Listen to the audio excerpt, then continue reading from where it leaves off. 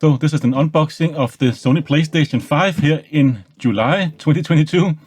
More than 1.5 years after it actually released. And I got it at retail price. It was in stock here locally, luckily enough, because they are so overpriced here in my country and very hard to actually get one. And as soon as they go in stock, of course, they will be sold out. I was pretty fortunate to actually get one here at retail price in 2022 still, which is a little unfortunate actually that we're not really able to get these consoles here for like below MSRP 1.5 years later.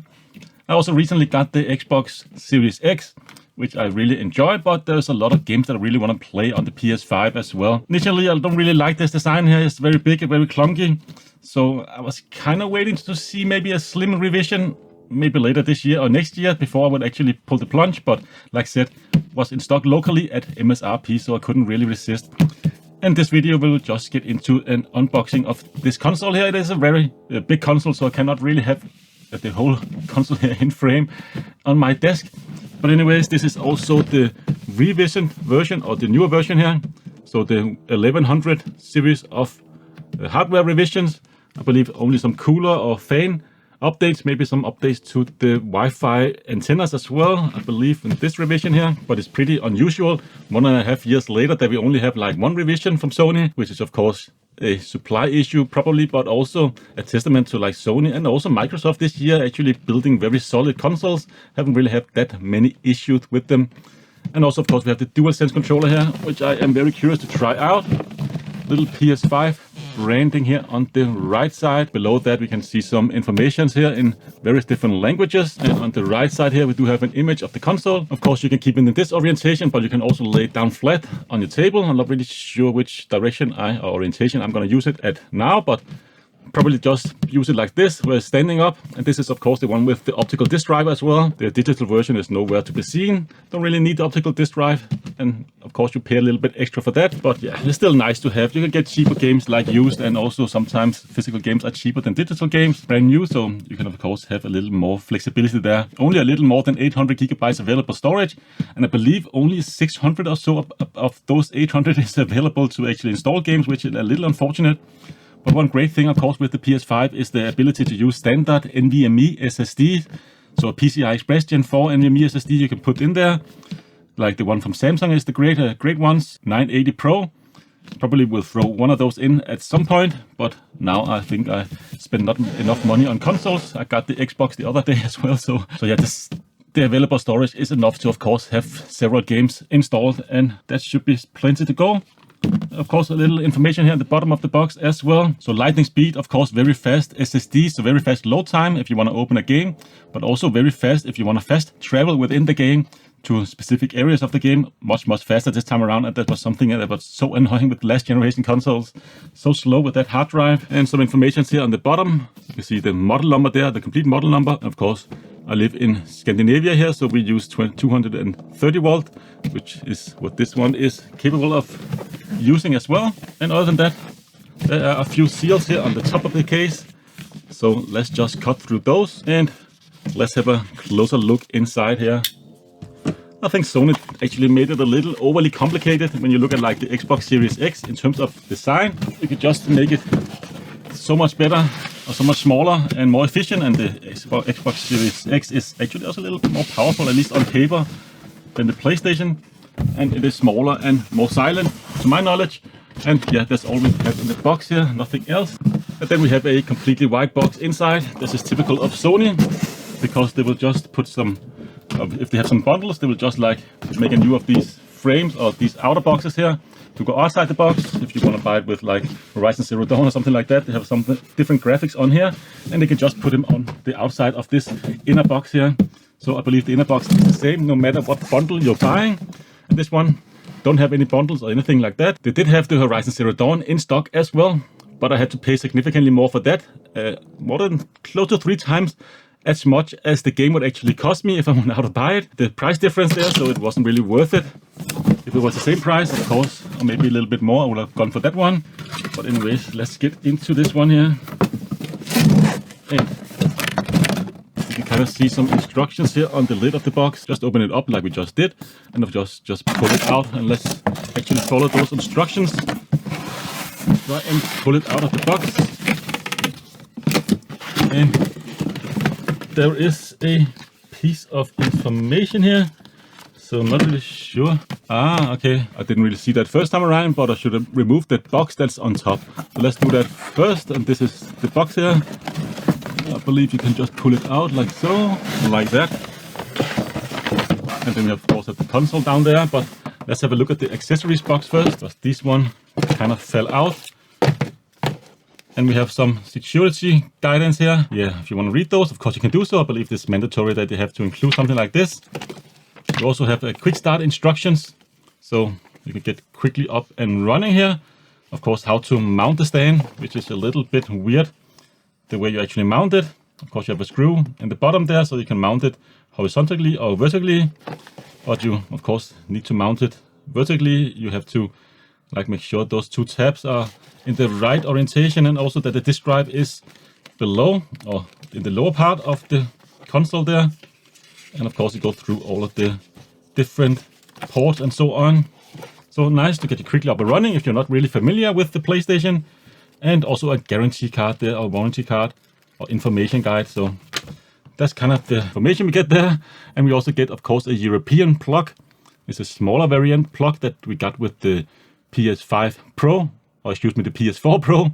We got a big PSU, computer PSU cable with that one. So this is just a standard figure 8, and of course European plug in the other end here. DualSense remote. Let's just put this to the side for now and see what's in here. We do get a USB Type-C to USB Type-A cable. I do believe there's also a USB Type-C on the front of the console, but the cable that's included is a USB-A to C cable. And on the other side here, we do have that nice stand. I'm definitely going to use it. Like I said, I'm probably going to use it in standing up, so in the higher orientation, but of course you can also lay it down flat if you wish to do so. Weird design in my opinion. This stand here, I think they could do it, make something a little more nice really. But if you want to use it standing up, I believe you have to use it like so. And if you want to lay it down, you kind of have to turn it like this. So this foot here is not really moving. Like a little bit overcomplicated stand in my opinion, but nice it's included. Sometimes of course you don't really get any accessories included, you have to pay extra for that, but you also get this is a very short cable. That's a little downer. I actually thought we would have like a 2-meter cable. Let's just actually open this and see how long that HDMI cable is. Of course you need to use an HDMI 2.1 cable to be able to use this with a higher refresh rate monitor or screen. I recently got a Samsung TV that's able to, or capable of using 120 Hz and also have variable refresh rate.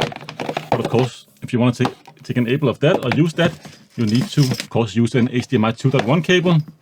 So yeah, it is a 2-meter cable, but still, I don't know why, but it just felt very short to me.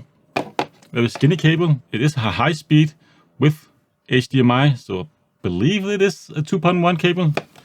Not really all that thick like the other 2.1 cables I have for my PC and my Xbox One Series X.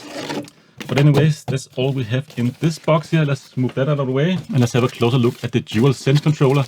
This is also one of the things I'm very interested in trying out, because Sony really kind of making a new controller each year.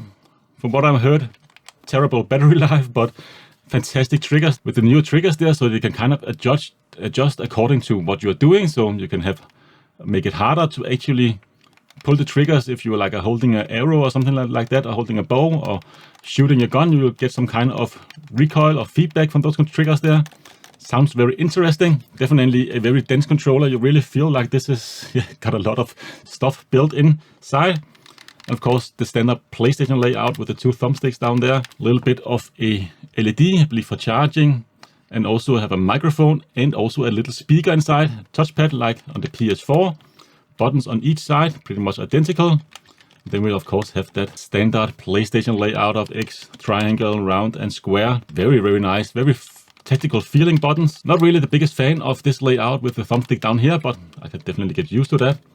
Very curious to try out those triggers, adjustable triggers, and all the advanced vibration feedback and so on this controller has. And of course you do have a headphone jack here, and also Is this for some kind of charging dock or something like that? And I'm not really sure what kind of revision this is, if this is a newer or older one, but 25206, made in China. But man, yeah, to my hand, the Xbox Series X controller still is more comfortable, but this is definitely very nice as well. A close second, I would say, but those advanced features, I'm very curious to try those out. And of course, we do have USB Type-C charging, because you need to charge these controllers here. You cannot just use a battery pack or AA batteries like you can on Xbox, of course.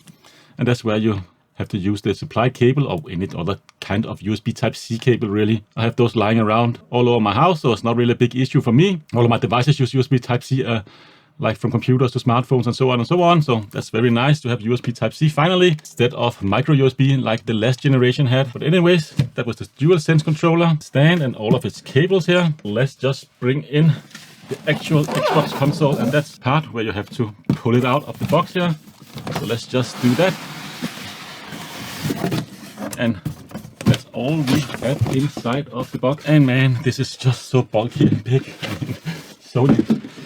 I'm not really sure if they did this on purpose, so they could pretty easily make a slim version down the road. But of course, the supply issues have just been a real thing, so they've not been able to make enough of these just as is. But man, this is just such a big console. Actually, it looks a little grayish, not completely white. A little bit different color than I actually would have expected. You may like it. I'm not really a total fan. I kind of like the futuristic design of it, so I don't really mind it. It's more like the size that's an issue for me, and also like glossy plastic. Yeah, it just smells a little like 2013 or something like that, like the original PS4. Also had like this shiny side on one side. They kind of went away from that at later revisions. But anyways, we have, of course, on the front here, USB Type-A and also USB Type-C.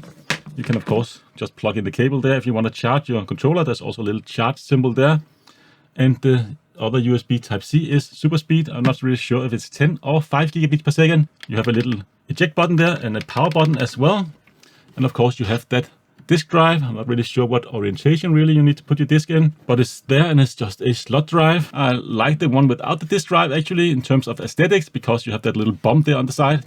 But the disk drive can be useful. Like I said, you can get used game or cheaper games, physical games, and also of course use it as a Blu-ray player. You have a little bit of Sony branding in there. I'm not really sure if you can see it. Of course, PlayStation logo engraved into the actual side panels, which is kind of nice. And I believe you can also remove these side panels. I'm not really going to mess around with that right now, but yeah, you can get different kinds of shell for this one here. So I'll probably end up getting a black shell in the future, either the original one from Sony or maybe the one from D brand, which also have like some more ventilation holes and makes the whole console looks a little slimmer. And you can also just stand it up without using the stand, but I will probably just use the stand to be secure. But it actually stands up pretty well just like this. And you can also just lay it down on your table like this, I guess. But it is definitely very wobbly if you don't have the stand attached. On the back side, of course, we have two more USB on the back here, which is also super speed, so faster USB. You have that HDMI 2.1. We have a LAN connector and also a power connector. So very, very simple there. And actually I see a lot of copper on the inside. There's at least a lot of copper heatsink. Not really sure if you can actually see that. But this is the revision, so it should have a smaller heatsink compared to like the first models that came out. Yeah, so it does have a lot of heat pipes in there. You can actually see that on camera. But yeah, a lot of copper heat pipes, but I don't believe the base itself is made of copper as well. Seems to have still a pretty beefy cooling system, at least compared to like the Series X as well, which is a little more simplified comparing to like the PlayStation 5 here. On the bottom side, of course, you have the serial number and some more ventilation holes and some Sony branding, and also you can see the model number there. And we have a Class 1 laser as well built in, of course, for that optical disc drive. The other side here, just completely white. Or like I said, it does have a little bit of a gray look to it. So yeah, actually not as bad in real life as, you know, I've seen online. But now when I think about it, where is actually the little screw? Shouldn't there like be a thumb screw for the stand, or have they just completely iterated or removed that? You can see there's room for a thumb screw there, and it is recessed in here. Okay. That's one reason to read the manual, because if you turn this over here to keep it in landscape mode, You don't see any screw, of course, and if you open it up here, you kind of see that little screw there. Now, the screws I've seen online have either been like silver or had a black top on it, and this one has like a grayish top. I'm not really sure if there's any differences between them, but to keep the foot on or take the foot on, you need to remove this plastic piece here if you want to screw it in the bottom, at least. And of course, if you want to lay the console down, you need to put the foot here where the actual disk drive, optical disk drive is, and you also have some various PlayStation labels there, like the XO and triangle and square.